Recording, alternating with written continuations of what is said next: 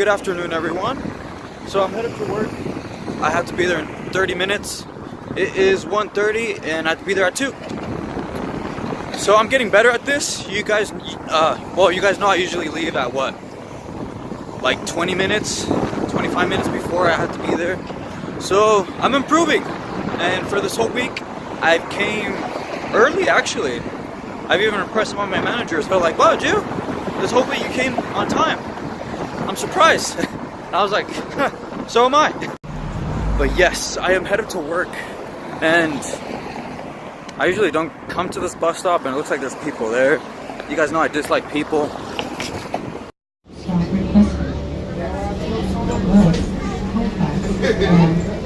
Man, as you guys can see, the bus gets crowded, especially on weekends and during rush hour, which is like what, 4 or 5. I usually never get out at that time, but lately I have been. And man, the bus is hell. You can barely sit.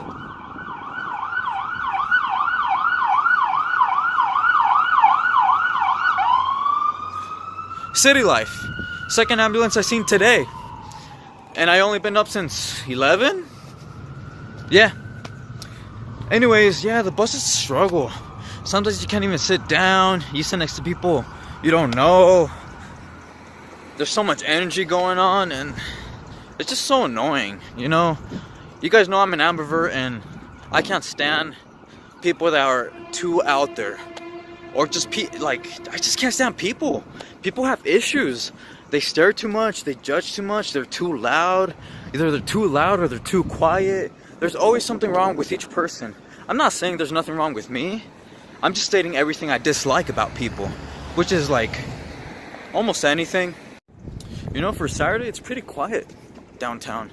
Well, downtown is pretty quiet for a Saturday. And the weather is beautiful. Check it out. Well, not right here, but check it out. It's supposed to rain, thunderstorm. In case you're wondering what that was like me, like, you know, when guys imitating the hot girl, that's what I did, but with, you know, just seeing nice weather. Right now I'm listening to the song. It's called Heather Nicole. It's by Ill Mind Hobson, in case you're wondering, because it's a really good song. I like it. I've known it since what, middle school, freshman year, one of them.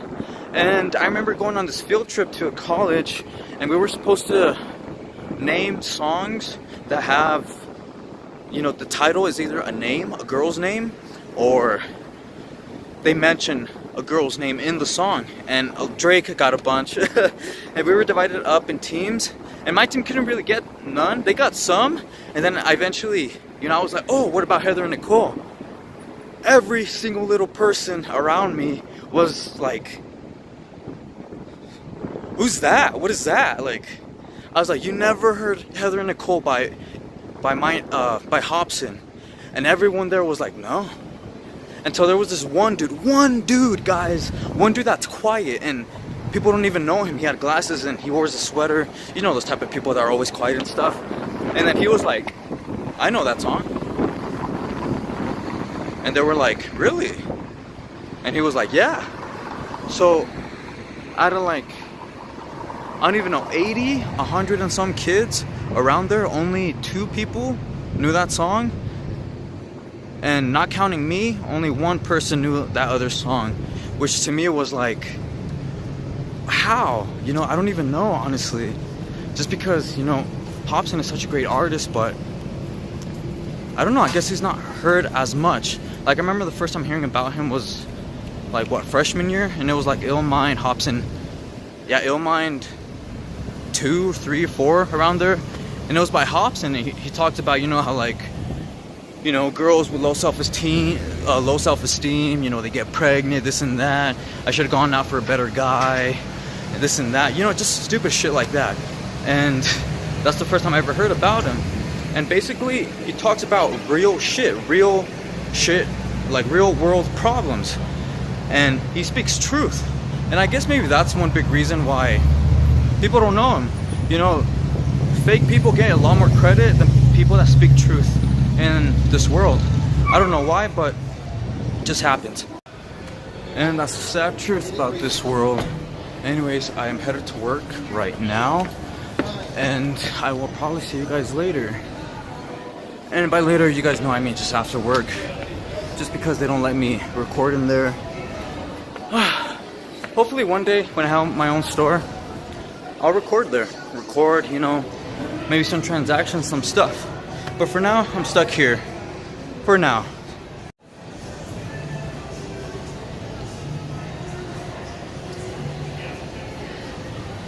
I am off work and now I am just clocking out.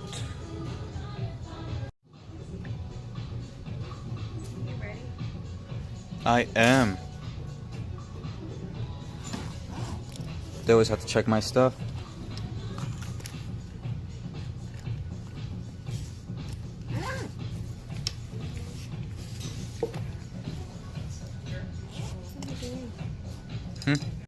Usually I would start leaving right now, but my manager wants to show me a meme that she made, so let's check it out. Guys, cuando ves los tacos, pero estás a dieta, pero ay que ricos.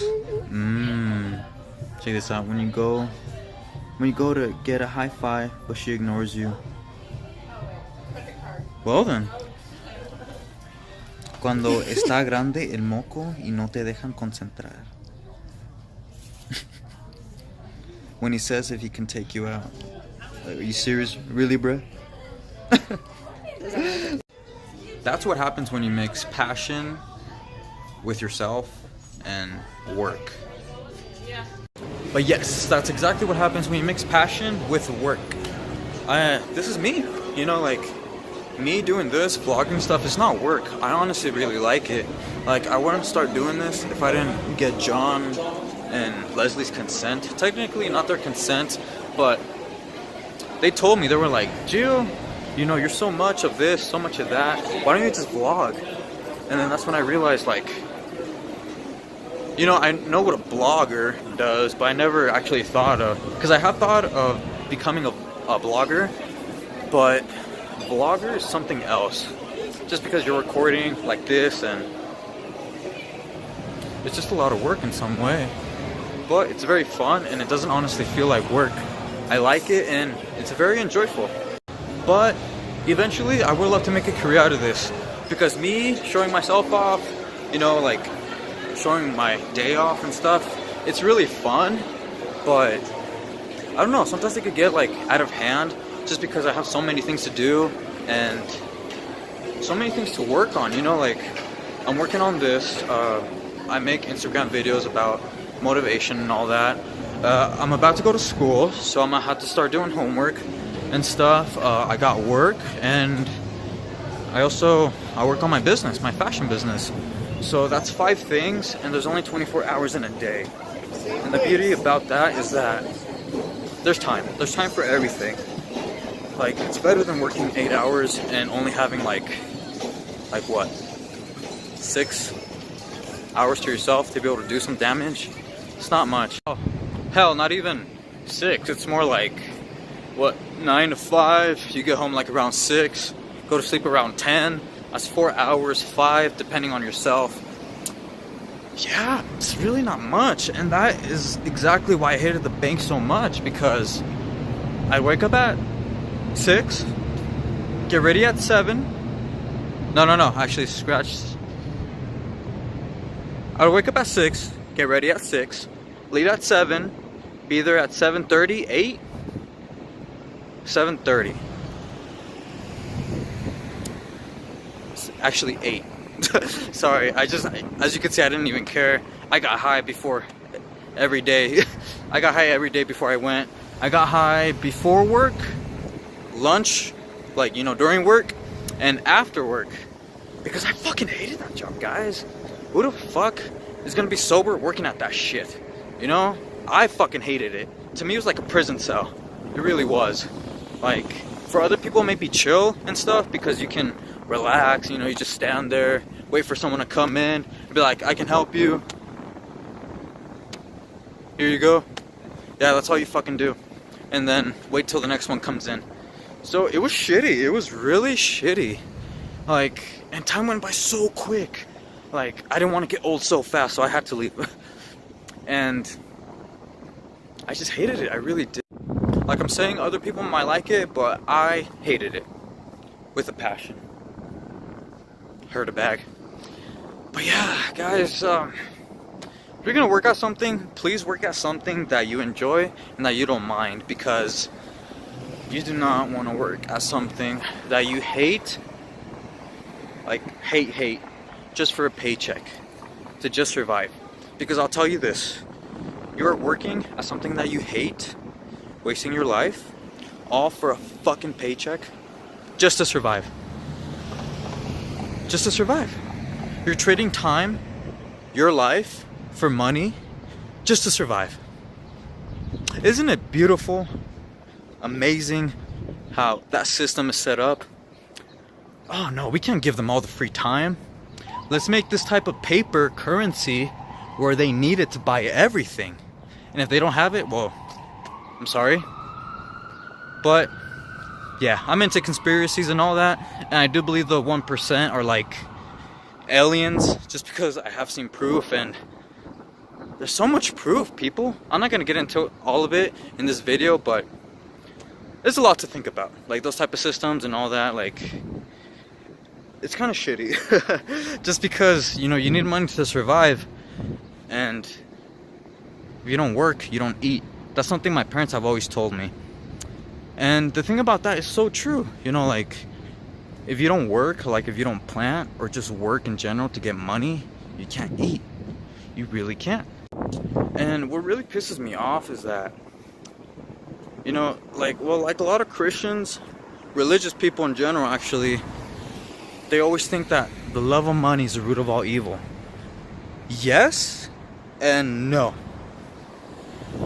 Because money is a tool, and if you don't have that tool, you can't live in this world. So how am I not gonna want money? You know, like, if I don't have money, I'm not living, you know? So know that money is a tool, and money can be used for certain things. I'm hungry? Oh, I'm gonna go fix that. Oh, my fridge is broken? I'm gonna go fix that. With what tool? Money. Money is the number one tool, and if you know how to use it, then Mazel tov. You know, good stuff. But I really think you should know how to use money, and know how to have it in your mind. And what I mean by that is, like, just know how money affects people. Like, I used to be a Christian, like hardcore Christian, not like, oh, you can't wear that, you can't say that, you can't do that. I wasn't that hardcore, but I was, you know, I followed my religion very well. But I started reading more and more and more, and, you know, aliens and Anunnaki and conspiracies, Adamu, and, you know, the Neanderthals, all that. Like, I read so much to the point where I'm like, I don't know what to believe. And that's hard to say, because that's coming from someone that believed in Jesus Christ since I was born. Now, in a way, I was kind of brainwashed. I don't agree with where, you know, like, parents, they have to, what do you say, like, make their kid believe in this, or else it's a bad thing. I don't believe in that. Like, I will teach my kids some stuff, but I won't tell them what to believe. And I believe that's something really important, just because so many people, they're brainwashed, and eventually they don't know what to believe, think, or say. And, well, there's that. And how do I say? Well, it's just the more I read, the more things got out of control. Like, I started to read about Anunnaki, like the people before us, Jesus Christ, how the Egyptians had the same story as him, where, you know, he died, you know, this and that, and he revived on the third day, and they believed in an afterlife, this and that. Now, I do believe in certain things like that, but I just can't believe in, like, I don't know, like, I believe in certain things in the Bible, but I don't believe each little thing, because the Bible contradicts itself so much to the point where I just don't know what to believe. But as I was saying with money, in the Bible says the love of money is the root of all evil. I forgot what verse is that, but I disagree. To me, it's like, you know, the Bible, the books were written by men that want power, and that think, you know, that see their beliefs as theirs, you know, like, they believe that their beliefs are correct, that they're facts and they're the right belief. And I'm like, no. Like, first off, men want power, and every single little thing on the Bible contradicts. Well, it goes against women, and pretty much men are the overpower, which I don't agree. But yeah, basically that's what it says. Love is the money root of all evil. The love of money is the root of all evil. And yes and no, just because so many people would do bad things and unacceptable things for money, but at the same time, what are you gonna say? Also that good, yeah. But basically, I would just say, I forgot. Okay, so no, what I was saying was how the love of money is the root of all evil, and pretty much it was written by men. And my question is, if a God was, if there is a God, why would he say that that liking money is evil, and in other words wants you to be poor? Because that's basically what the Bible says, and that's why so many Christians they don't want to be rich, because they think that having rich is like being a sin, And my question is, if you're loving God, is so powerful, this and that, and he wrote the Bible and you believe in it, and he put you in this life, and he wants you to survive and live the best as you can, for him, why in the hell will he write in his own book, in his own words, that the love of money is the root of all evil, when you need money to survive? So that's just one example. I don't believe from the Bible. There's other things like women can't speak at church, women can't do this and that, just certain things like that, and I just don't agree with it. The love of money thing is just one thing, and what I want to get at is, no, it's not. Like, loving money, yes, it is evil, but only to a degree. Depends on what you use it for and stuff. Like, I always say, have money in your mind, but never in your heart. Because that's when it takes over and you get out of control.